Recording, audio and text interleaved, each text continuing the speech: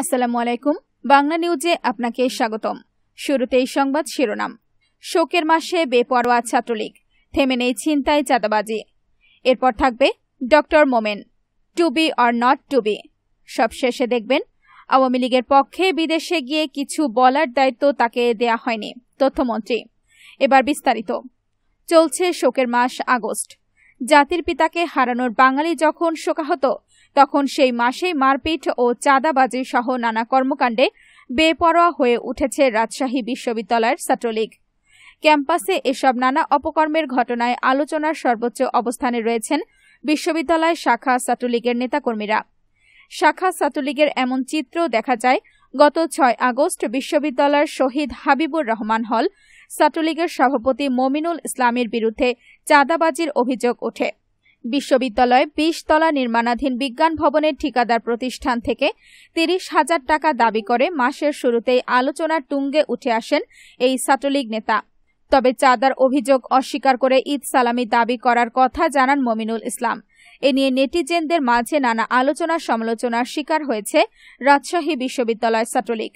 এ ঘটনার রেশ কাটতে না কাটতে গত ১১ আগস্ট বিশ্ববিদ্যালয়ের শহীদ হাবিবুর রহমান হল সংলগ্ন দোকানের শাটার নামিয়ে গ্যাস বাক্স থেকে নগদ ৫০,০০০ টাকা ছিনিয়ে নেওয়ার অভিযোগ ওঠে শহীদ জিয়াউর রহমান হল শাখা ছাত্রলীগের সভাপতি রাশেদ খানের বিরুদ্ধে।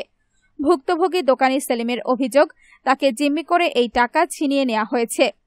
তবে একই ধারায় অভিযোগ অস্বীকার করেন ছাত্রলীগের এই নেতা।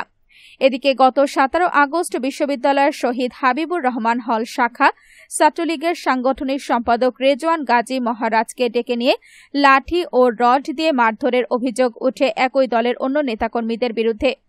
পরবর্তীতে বিশ্ববিদ্যালয় শাখা ছাত্রলীগের সহ সম্পাদক মুশফিকুর রহমান প্রান্ত, মতিহার হল শাখা ছাত্রলীগের সাংগঠনিক সম্পাদক মাহফুজ আলম সাকিব, শাহ মকতুম হল শাখা ছাত্রলীগের সহ সভাপতি শামীম শিকদার, সৈয়দ আমির আলী হলের জুয়েল হোসেন ও শহীদ হাবিবুর রহমান হল শাখা ছাত্রলীগের যুগ্ম সাধারণ সম্পাদক মাজেদ মিয়ার বিরুদ্ধে প্রক্টর দপ্তরে লিখিত অভিযোগ দেন ভুক্তভোগী এই নেতা। সর্বশেষ গত ১৯ আগস্ট বিশ্ববিদ্যালয়ের মতিহার হলের আবাসিক ছাত্র শামসুল ইসলামকে রুমে ৩ ঘণ্টা আটকে রেখে বেধড়ক মারধর ও গলায় ছুরি ঠেকিয়ে ২০,০০০ টাকা ছিনিয়ে নেয়ার অভিযোগ ওঠে হল শাখা ছাত্রলীগের সাধারণ সম্পাদক ভাস্কর সাহার বিরুদ্ধে। ভুক্তভোগীর অভিযোগ, মোবাইল সার্ভিসিং করে নিজে চলার পাশাপাশি পরিবার ও ছোট ভাইয়ের পড়াশোনা চালান শামসুল। কিন্তু হলে এসব কাজ করায় তার কাছে ১০,০০০ টাকা দাবি করেন হল ছাত্রলীগের নেতা ভাস্কর সাহা। কিন্তু চাঁদা দিতে অস্বীকৃতি জানালে রুমে ডেকে ৩ ঘণ্টা যাবৎ বেধড়ক মারধর করা হয়। পরে গলায় ছুরি ঠেকিয়ে তার কাছে থাকা সার্ভিসিং এর ২০,০০০ টাকা কেড়ে নেয় এই নেতাসহ আরও কয়েকজন সহযোগী। ভুক্তভোগীর অভিযোগ আমলে নিয়ে ঘটনা খতিয়ে দেখতে সেই দিন রাতেই ৩ সদস্যের তদন্ত কমিটি গঠন করে বিশ্ববিদ্যালয় প্রশাসন। অভিযোগ প্রমাণ হলে সর্বোচ্চ ব্যবস্থা গ্রহণের কথা জানান বিশ্ববিদ্যালয় প্রশাসন। খোঁজ নিয়ে জানা গেছে চলতি বছরেই হলে হলে সিট বাণিজ্য ও সিট দখল, ছিনতাই, চাঁদাবাজি, স্বাধীনতা দিবসের খাবার লুট, ভর্তি পরীক্ষায় প্রক্সি, শিক্ষার্থীদের কক্ষে ডেকে শারীরিক ও মানসিক নির্যাতন, ছাত্রীকে শ্লীলতাহানি, ক্যাম্পাসে কর্মরত সাংবাদিকদের মারধর ও হেনস্থা এবং নিজেদের মধ্যে মারধরের মতো অন্তত ৩০টি বিতর্কিত ঘটনা ঘটিয়েছে রাজশাহী বিশ্ববিদ্যালয় ছাত্রলীগ। বিতর্কিত এসব ঘটনা যেন নেতাকর্মীদের দৈনন্দিন রুটিনে পরিণত হয়েছে বলে দাবি করেছেন অনেকে। এতে সংগঠনের গৌরবময় ভাবমূর্তি ক্ষুণ্ণ করেছে বলে মনে করছেন সংগঠনটির অনেক নেতাকর্মীরা। নাম প্রকাশে অনিচ্ছুক শাখা ছাত্রলীগের এক নেতা বলেন, ছাত্রলীগ ঐতিহ্যবাহী একটি সংগঠন। এই সংগঠনের নাম ভাঙিয়ে অপকর্ম সংগঠনের মাধ্যমে দলের ভাবমূর্তি ক্ষুণ্ণ করেছে কিছু নেতাকর্মী। এসব নেতাদের বিরুদ্ধে দ্রুত সময়ের মধ্যে সাংগঠনিক ব্যবস্থা গ্রহণ করা দরকার, কেননা বঙ্গবন্ধুর হাতে গড়া সংগঠনে চোর বাটপারের কোনো জায়গা নেই। নেতাকর্মীদের বিরুদ্ধে আনা অভিযোগের বিষয়ে জানতে চাইলে বিশ্ববিদ্যালয় শাখা ছাত্রলীগের সাধারণ সম্পাদক ফয়সাল আহমেদ রুনু দ্য ডেইলি ক্যাম্পাসকে বলেন, ছাত্রলীগের নেতাকর্মীর বিরুদ্ধে যেসব অভিযোগ উঠেছে সেসব অভিযোগ প্রমাণিত হলে অবশ্যই সাংগঠনিক ব্যবস্থা গ্রহণ করা হবে। এ ব্যাপারে কোনো ছাড় দেয়া হবে না। বিশ্ববিদ্যালয়ের দায়িত্বপ্রাপ্ত নেতা ও কেন্দ্রীয় ছাত্রলীগের মুক্তিযুদ্ধ ও গবেষণা বিষয়ক সম্পাদক মেহেদী হাসান তাপস বলেন, আমি রাজশাহী বিশ্ববিদ্যালয় শাখা ছাত্রলীগের নেতাকর্মীদের নিয়ে বিভিন্ন পত্রপত্রিকায় প্রকাশিত সংবাদগুলো দেখেছি। একই সঙ্গে সার্বিক বিষয়ে খোঁজ খবরও রাখছি। এই ধরনের চাঁদাবাজির ঘটনাগুলো কেন্দ্রীয় সভাপতি এবং সাধারণ সম্পাদককে অবহিত করা হবে। বিশ্ববিদ্যালয়ের প্রক্টর অধ্যাপক আসাবুল হক বলেন, আমরা যেসব অভিযোগ পেয়েছি সবগুলোই তদন্ত সাপেক্ষে বিশ্ববিদ্যালয়ের শৃঙ্খলা কমিটিতে প্রতিবেদন দেব। সেই মোতাবেক শৃঙ্খলা কমিটি ব্যবস্থা গ্রহণ করবে। অন্যদিকে বাংলাদেশের এই মুহূর্তে সবচেয়ে আলোচিত ব্যক্তির নাম ডক্টর আব্দুল মোমেন। তিনি বাংলাদেশের পররাষ্ট্রমন্ত্রী। একের পর এক শব্দবোমা ফাটিয়ে তিনি আলোচনার শীর্ষে শুধু নন, বিতর্কের শীর্ষে।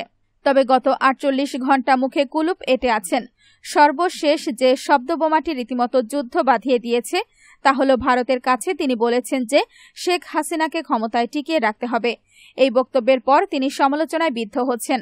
অবশ্য বক্তব্য রাখার পর চিরায়ত কৌশল অবলম্বন করে তিনি বলেছেন যে তিলকে তাল করা হয়েছে। এখন বাংলাদেশের মিডিয়া ছোট ছোট বিষয়ে টুইস্ট করে তিলকে তাল করে। সাংবাদিকদেরকে গালমন্দ করা সহজ। কৌশলের পর হঠাৎ করেই তিনি মৌনব্রত অবলম্বন করেছেন।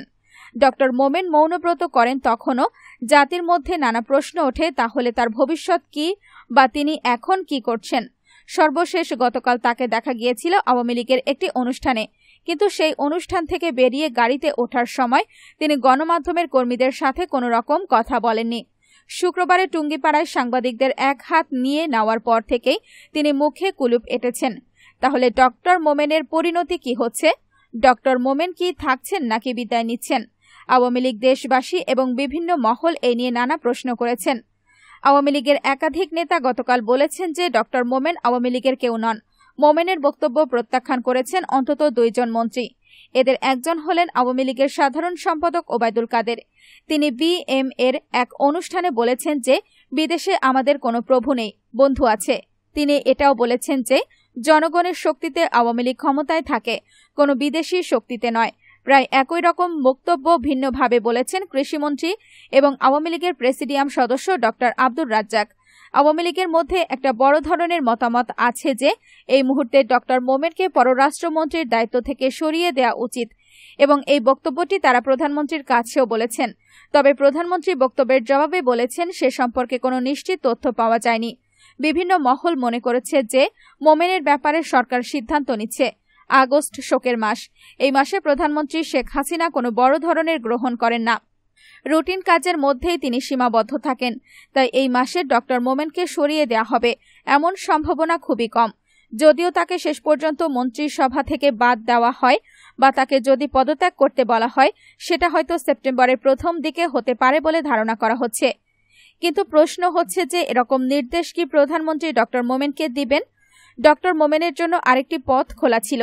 সেটার জন্য আগস্ট কোনো বিষয় না। ডক্টর মোমেন যদি মনে করতেন যে তিনি সরকারের জন্য একটি বোঝা